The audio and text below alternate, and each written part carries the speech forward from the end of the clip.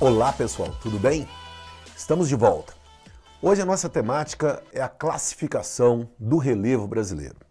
Esse é um tema ligado à geomorfologia, a ciência que estuda as variações de forma da superfície terrestre. E, para tanto, nós vamos ter o quê? As variações topográficas, as variações das formas que existem sobre a superfície terrestre. Chamamos isso de variações do relevo. Logo, o relevo é um conjunto de formas da crosta terrestre. Essa é a definição básica que você deve ter em mente. Mas essa variação se deve a quê? Primeiro ponto, a variação de forças internas e externas. Então chamamos de forças endógenas, as internas, e forças exógenas, as externas. São agentes modeladores, agentes destruidores, as forças externas. E os agentes formadores são aqueles conhecidos como agentes internos ou endógenos. Assim, vamos ter uma gama significativa de variações de formas que vão promover a formação de unidades do relevo, tais como as montanhas, os planaltos, as planícies, que são unidades topográficas do relevo. Desse modo, devemos entender que, na representação, temos várias formas: montanhas, colinas, vamos ter serras, formação de vales, de planaltos, de depressões, de planície, como ilustrado na imagem. Assim, a dinâmica de ocupação do homem, caracterizada principalmente pela evolução urbana, vai ocupar esses espaços e vamos dizer que teremos os chamados sítios urbanos.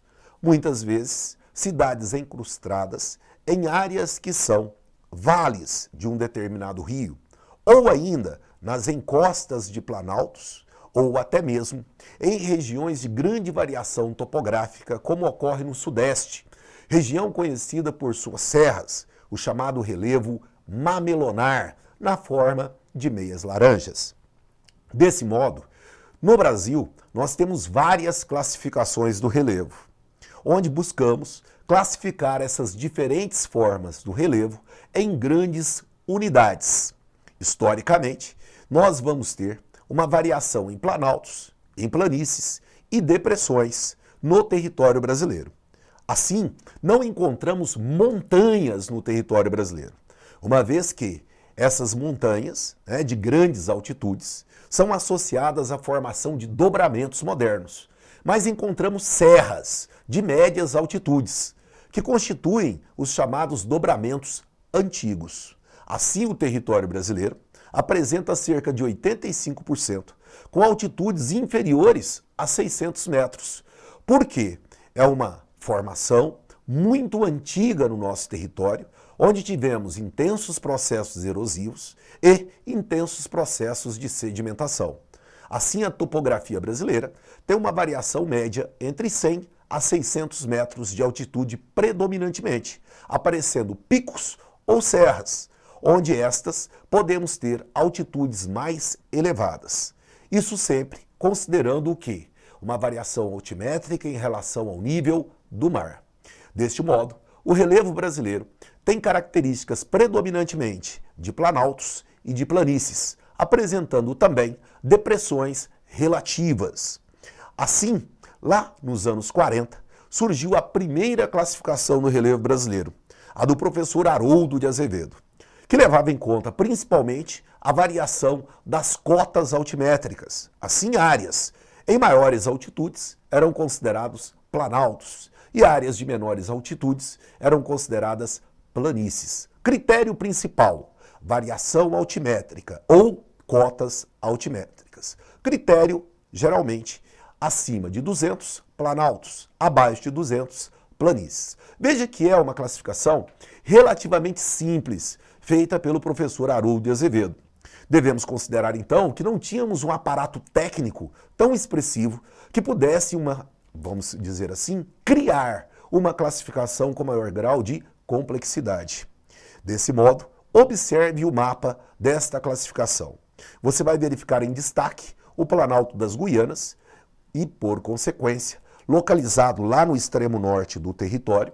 Vamos ter o Planalto Central, ocupando aí praticamente todo o centro do território brasileiro. O Planalto Atlântico, na faixa litorânea do leste e do sudeste, pegando aí, né, uma planície costeira que vai persistir ao longo da faixa litorânea até o extremo norte e nordeste do país. E vamos ter o chamado Planalto Meridional, aqui no sul, destacando ainda as planícies amazônica e ainda a planície pantaneira, nessas áreas rachuradas. Esta, então, era a classificação do professor Haroldo de Azevedo.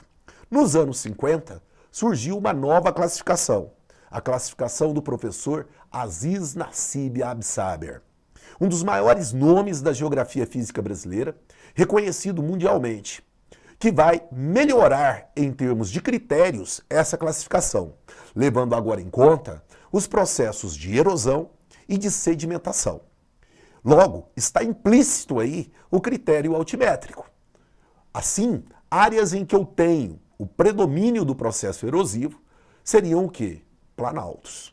Áreas em que tenho predomínio de processos sedimentares são as planícies. Por que eu estou dizendo que está implícito o critério altimétrico? Porque vai predominar processo erosivo em razão da força gravitacional. E o mesmo seria o processo sedimentar. Assim, áreas de maior altitude, predomínio erosivo. Área de menor altitude, predomínio sedimentar. Veja que o critério é melhorado em termos técnicos, né? E passamos a ter uma predominância de territórios planálticos no Brasil.